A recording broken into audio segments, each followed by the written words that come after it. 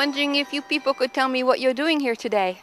It's the 10th anniversary of the Peace Vigil that began right after 9/11, 10 years ago. And it's been going every week since then for 1 hour a week, where people come and hold banners and talk to people on the street about the issues around war. Great, thank you. When people come by, do you think they're very supportive of peace? Yes. In large numbers. Yes. The majority of the people are very supportive.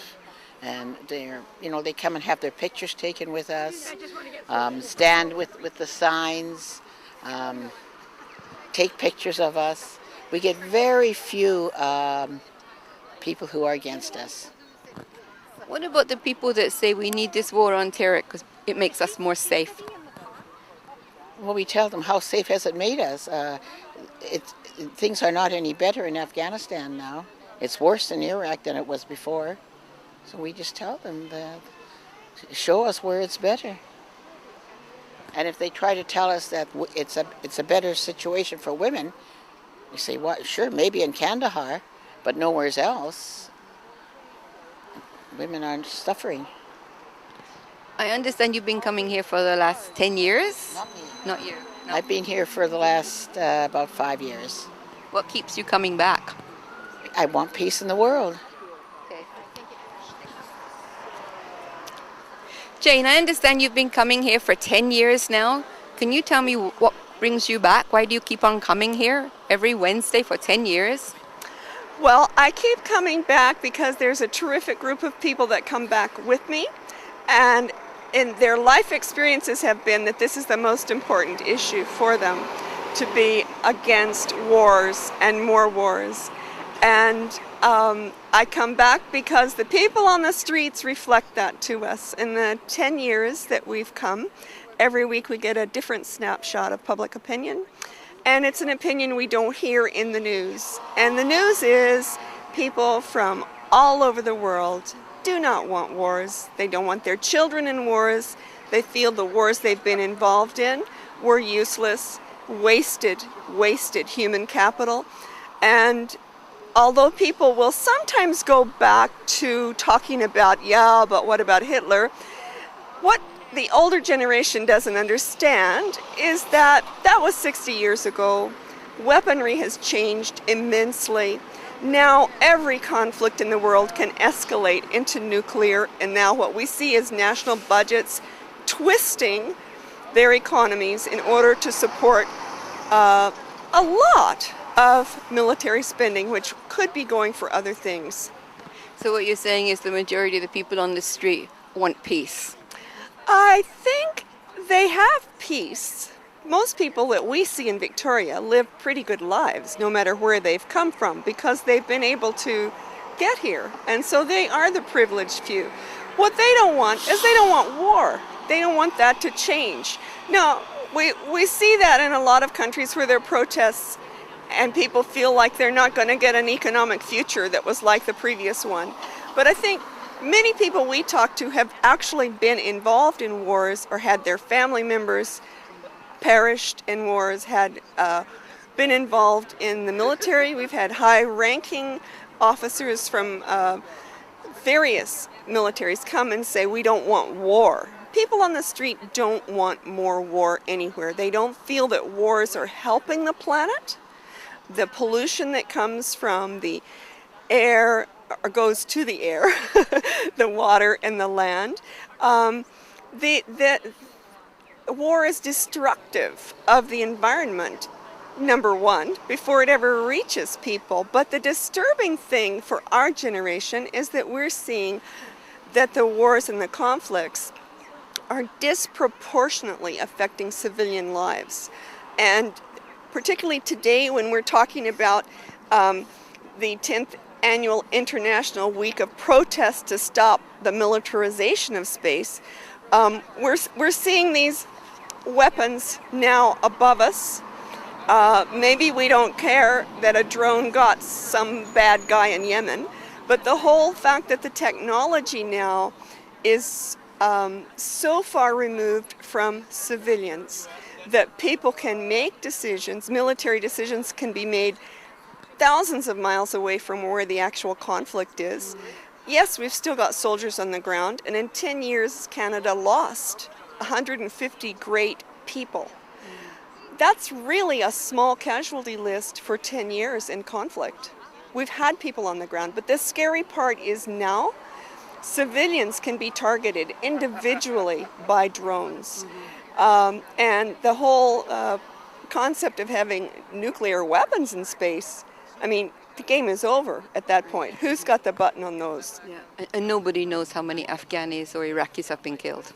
I don't know why that count isn't important.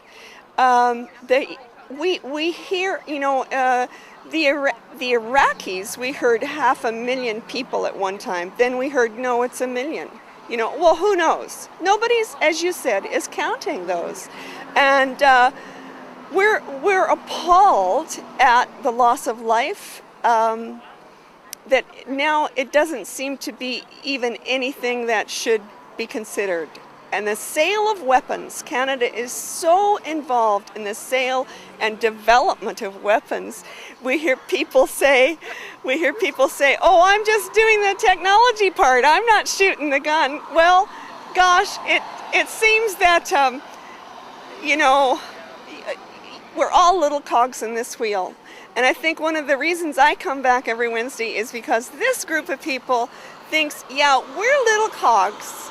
We're just making a little statement for 1 hour a week, but we meet such incredible people every week that we go home feeling there's hope. Thank you. Hi, Doreen. I understand that you've been coming here for many years. 8 or 9 years. 8 or 9 years. That's a very long time. What keeps you coming back? Peace. I want peace. Yeah. I want things done so they're not shameful. And that's all, really. Just try and make people realize what they're doing with what they're, how they're hurting things.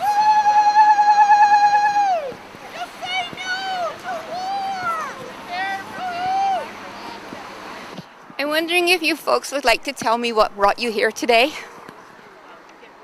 On the 10th anniversary, I wanted to be part of the silent vigil for peace to make sure there's a space of quietness. Great, thank you. Do you have anything I to used to add? be a regular, but I guess now I am again. Great. A regular, like you Every Wednesday lunchtime, Wednesday. yeah. And I wanted to, Quakers for Peace, and in the memory of Janet Hawksley and all those hundreds of years of Quakers who have supported the peace testimony, I wanted to be able to do that today. It's great. Great. Did you come in in the early days, like 10 years ago? I was here for a long, long time with Janet Hawksley and some of the others, and it's something that I have never stopped wanting and loving, the idea of peace, but I've just become more or less exhausted is the problem. So I've got to, what I've got to do is re-energize myself and start looking at it as something very personal again.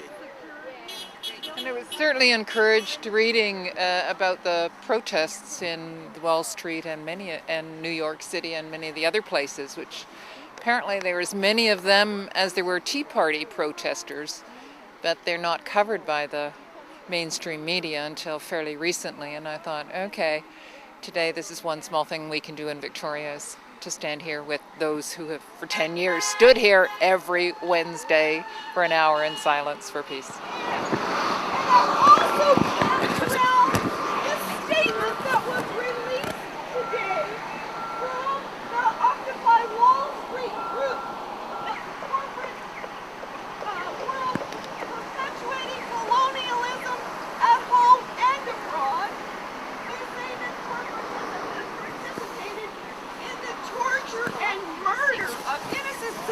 Overseas, and that they continue to create weapons of mass destruction in order to receive government contracts. And Canada is no different.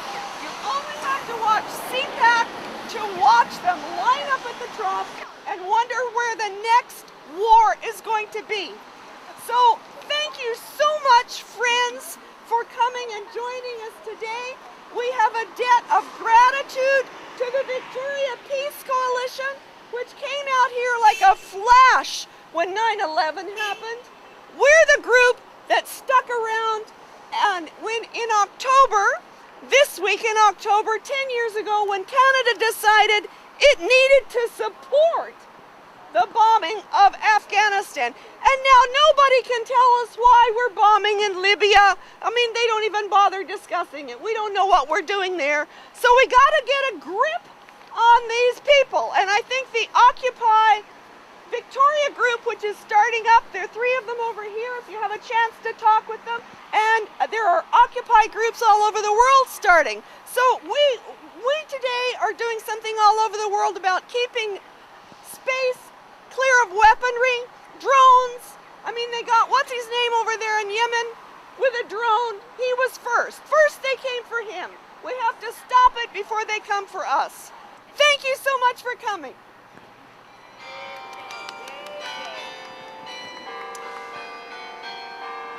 Go!